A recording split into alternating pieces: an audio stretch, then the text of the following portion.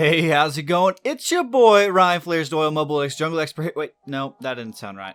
Hello, and nope, that one. One more try. Hey, how's it going, everybody? Welcome back to yet another Mobalytics tier list video. This time around, we finally get a decent chunk of changes to the Rift on patch 10.16.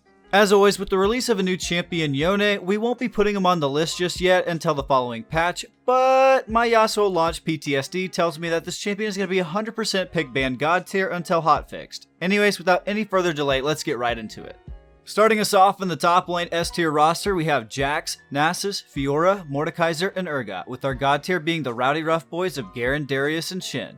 For the changes to the list, we have Illaoi being moved from A to B tier because a lot of the champions she counters are getting buffed or are already at the top of the food chain and has been declining in win rate.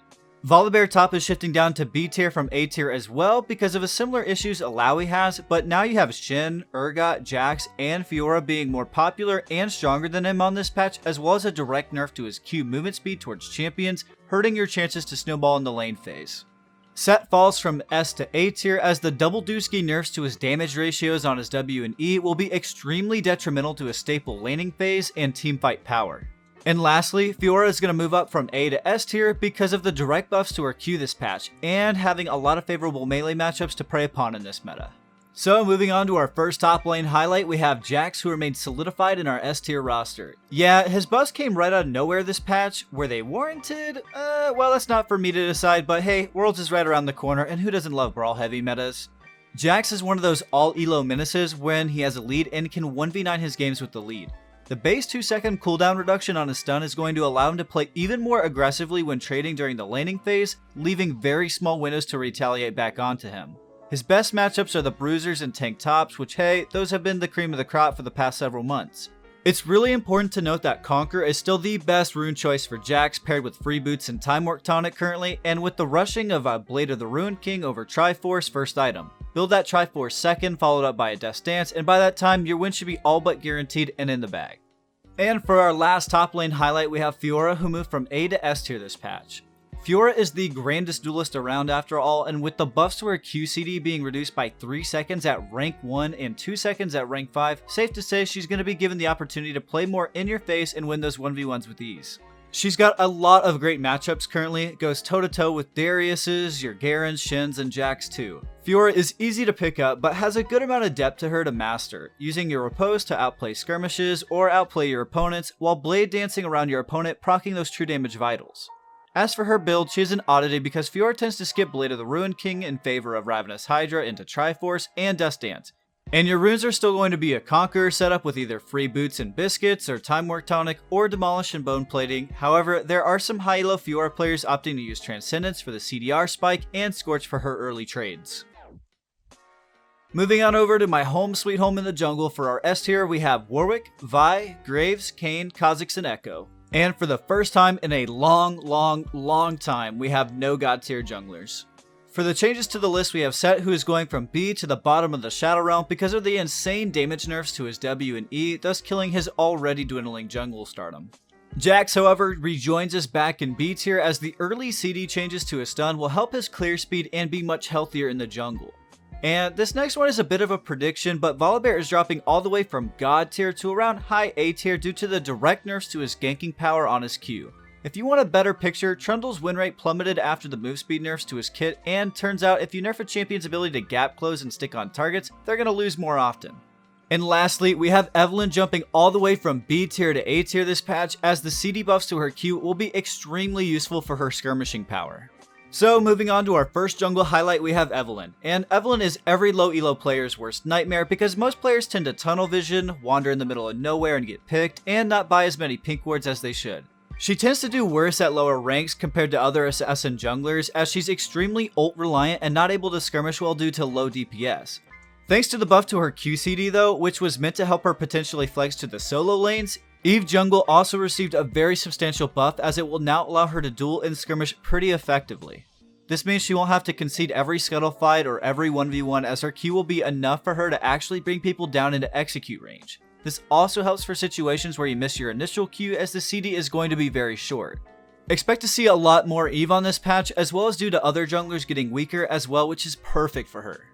And as for our last jungle highlight, we have Hecarim, who remained in A tier, but may gallop right into S tier soon enough. His devastating charge is seeing his movement speed being increased by an additional 25%, capping it at 100%. This is a great buff for Hecarim, as this will surely help out his ganks and, hitting the target rather than having it fall off right before you reach your target. This buff will allow him to really take over a game if he can begin to snowball. So if you do happen to get a few kills early, sit on your red or blue smite and don't build your warriors or Cinderhulk just yet, and rush your Triforce power spike. After you've done that, continue to buy your warriors to try and finish the game in under 25 minutes, and if you aren't feeling the hard carry route, you can just go Cinderhulk instead. With Hecarim, his skirmishing this patch will feel even better, where you can beat out most junglers, have a faster clear speed over most junglers, and take either Ignite or Ghost over the Flash to snowball even further. Which is the charm to Hecarim, because most junglers can't afford to lose their Flash, and having either Ghost or Ignite over his opponent over, say, a Scuttle fight will lead you trotting over their dead body. Moving on down to the mid lane, our starting S tier roster will be Diana, Galio, Yasuo, Katarina, and Echo, with our god tier of Zed and Fizzarino. As for our changes to the list, we have Tristana rising up from the graveyard to terrorize solo lanes once again thanks to the handy buff to her E this patch, but we're also being hesitant to put it any further in on our list because of the history of solo lane ADCs and low elo historically not doing so well. Akali, hold on, I'm gonna throw up. Moves to the graveyard to B tier, as well as thanks to the damage type switch to her E and the extra 5 damage on her Q. And lastly, Neeko moving from B tier to A tier because of the direct buffs to her main damaging ability, helping her wave clear and skirmishing potential. So for our first champion highlight in the mid lane, we got Yone's brother Yasuo. Yasuo is sticking around in the S tier this patch as he got some nifty buffs to his magic resist and flat damage on his ultimate. This means Yasuo is going to be even sturdier when going against control mages or AP assassins who typically tend to bully him out of lane. You also have Yasuo's super badass ultimate actually putting down some damage now. Landing those knockups or dodging them are that much more important now. And his best matchups at the moment tend to be against Zoe, Akali, Sylas, Twisted Fate, Irelia, Lucian, Azir, and Syndra, which all happen to be fairly popular in lower brackets of play. Next up we have Akali, and I don't feel so good again. Akali is a bad champ for low elo. There, I said it. However, with her buffs, this may actually make her slightly better. Her E got swapped from primarily doing physical damage to magic damage this patch, which is a big boost to her damage if you manage to land it on a target. Meaning your upfront burst damage on targets are going to allow you to stomp out squishies in all stages of the game. Her Q also got a really tasteful buff this patch, adding 5 extra damage to it, and yeah, it's only 5 damage, but this is super helpful for wave clear and being able to look for plays elsewhere to snowball. Akali's best matchups currently are into LeBlanc, Vel'Koz, Mid-Nunu, Sylas, and Orianna, and personally think that she'll be in a much better spot to pick into some better matchups this patch. Just remember, Akali is an extremely difficult champion to pilot and master, so it's going to take more than a handful of games on her to feel comfortable with her mechanics and really start to see those results. She may put you back a few hundred LP while learning her, but the higher up you climb, the better Akali gets. Last up before we head to the bot lane, we have Neeko, who moves from B to A tier this patch. Much like Akali getting a bit more damage on her Q, Neeko is getting a flat 10 damage on the initial cast of her Blooming Burst and an extra 5 damage for every bloom. This is a huge buff for Neeko, as she'll be able to clear waves quickly and look to make plays and dives for her team. This also means that if you manage to lock somebody down with your snare, they're going to feel the hurt from your Q, putting them down extremely low or just flat out allowing you to one-shot combo some people with your EQR. For your build, I'd still recommend the Glacial Augment playstyle with the Super Soaker GLP and Spooky Ghost to allow you to find easy picks and land your abilities with ease. Moving down to the bot lane, we got Jinx, Ashe, Jhin, and Ezreal as our starting S tier roster, while the meta-defining goddess and god tier is Caitlyn. As for the changes to the list, we have Vayne being dropped down from S to A tier because a lot of her weakest matchups like Caitlyn are too dominating at the moment for her to remain relevant. Tristana and Lucian both are moving up to A tier as the direct buffs to their kit will put them in line with the power of most A tier AD carries. And lastly, we have Varus, who just a couple patches ago was the face of bot lane, but didn't just fall from grace. Riot had taken him to the cleaners, and man oh man did he look ugly after those nerfs. And usually, we don't remove AD carries from the tier list at all because there are so few of them. We even kept Kalista on there when she was suboptimal, but Varus is sitting at a below 46% win rate currently, and it's just best to give him his coffin dance and dodge if you see him picked in your games. So moving forward to our first bot lane highlight, we have Tristana. So Triss got a really nice buff to her bomb charge this patch, with it being increased by 1% for every 3% crit you have built. This is amazing for her because this will push her to be an even more aggressive at early levels and snowball by taking towers super quickly. And all of this comes naturally because you'll be building crit items anyways. Tristana pairs best with engaged supports like Rakan, Alistar, or Leona that can dive in with her, or enchanters that can keep her alive like Lulu, Soraka, and Nami and allow her to blast the enemy team. Tristana is also favored against Aphelios, Xayah, Kai'Sa, Lucian, and Ezreal, and may even be favored against other matchups once some more data rolls in. Next up, we got Lucian, who had received some buffs to his kit the last few patches to his Q range, and now his Q damage, and the amount of bullets are used for each rank of his ultimate. These buffs are meant to help him make a stronger AD carry, but will probably end up making solo lane Lucian stronger in the process. This doesn't mean ADC Lucian will be bad at all though. He'll get better, though it might not look like it as much since Caitlyn is pounding him into the ground currently. His best lane strength is hard to match. If you can ban Cait, then you can easily steamroll over opponents with a semi-good support. Giving him more damage this patch is definitely going to help, and remember, since his ultimate actually scales decently well with extra bullets later, it will help his pretty poor late game against other hyper carries.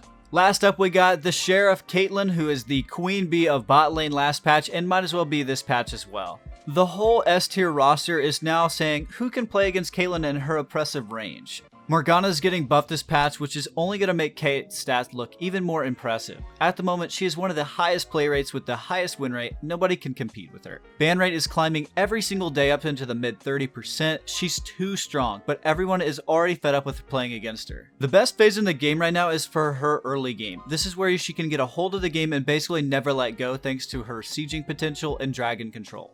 The range that she can harass at, the synergy with supports, her safety and damage are pretty much unparalleled. Last but certainly not least in the support role, our starting S tier roster is Soraka, Leona, Morgana, Senna, and Thresh, with our god tier of Lulu and Blitzcrank. For our support changes to the list, we have Bran being moved from S to A tier as we overshot our prediction of him a little after his buffs and slotted him back to where he belongs. Nautilus falls from S to A tier because of the direct nerfs to his shield, preventing him from soaking even more damage than he can already. Bard drops to A tier as well from S tier as his base HP is nerfed and the restore on his shrines are getting smushed as well. Karma falls from A to B tier as the nerfs to her Q spamming ability for lane harass is gutted and won't be able to claim priority in lane as easily anymore. And Morgana moves from A to S tier as one of the best supports in the game currently, especially when paired with Caitlyn or Jhin. As for our first support champion spotlight, we got Swain, who remains in our A tier. Swain recently received a mini rework to his kit to help him make him a viable solo laner as he was meant to be. However, the solo lane meta is just too unforgiving when it comes to pacing since it takes a while for Swain to ramp up. Therefore, Swain technically got some massive buffs to his support power, allowing him to utilize his passive much more early and damage multiple champions with his Q. Swain, in my opinion, is like a counter dive champion that does well with aggressive AD carries such as Jhin, Caitlyn, Tristana, and Lucian. Swain wants to continuously go fishing for drags with his E and pull to land your burst. And if your ADC can pass a driver's test at the DMV, then I'm sure they're fully capable of following up and landing the kill. The best matchups for Swain are against immobile AD carries like Jhin, Xayah, Aphelios, Vayne, Misfortune, or Jinx that he can punish with a well-placed E. And for our final support champion spotlight, we have Morgana, who moved from A to S tier. Morgana is already really pesky to play against thanks to her black shield, but now the buffs to her Q going down by 1 second is pretty massive if you think about it, meaning when she has decent CDR, you will get hit by a binding, stunned by her ultimate, then bound again by another Q, all while you're burning on her tormented soil. And if you're locked in place, that's excellent for her lane partners. Her best lane partners are without a doubt going to be Caitlyn because of the snare trap synergy, but she also does wonders with Senna, Ashe, Jhin, and Draven too.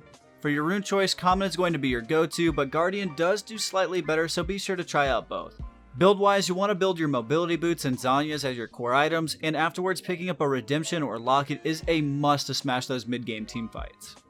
And that's all I got for you all today, ladies and gents. Thank you all so much for watching our Mobalytics patch 10.16 tier list, and as always, be sure to subscribe to the Mobalytics YouTube channel so you can be updated for more of our content in the future, and check out mobalytics.gg for our goodies that we offer over there. And I guess for now, I'll leave you with the robots. Nope, that wasn't right either. As always, have a wonderful rest of your day. Be safe out there. Remember that you matter, and good luck out on the Rift Summoner.